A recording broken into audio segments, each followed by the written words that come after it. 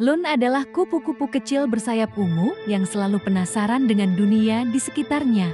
Suatu hari, saat terbang mencari nektar, ia terpesona oleh keindahan sebuah mawar merah raksasa.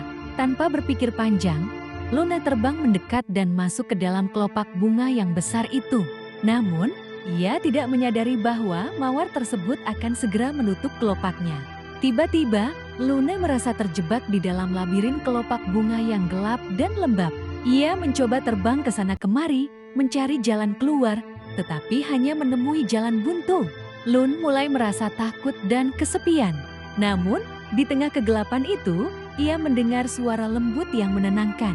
"Jangan takut, anak muda," ujar suara itu.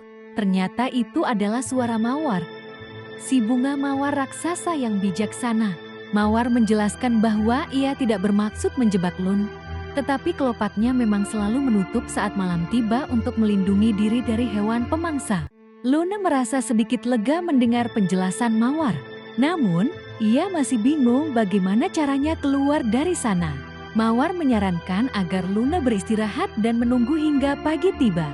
Saat fajar menyingsing, kelopak bunga akan kembali terbuka.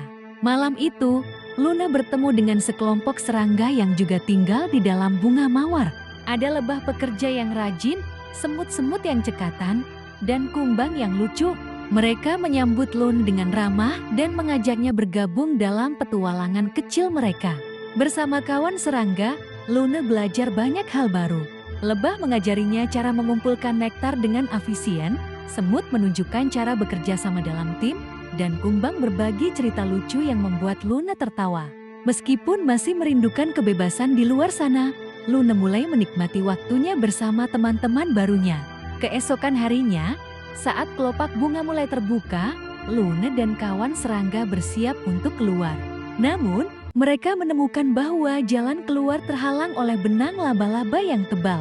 Luna merasa putus asa, tetapi teman-temannya tidak menyerah.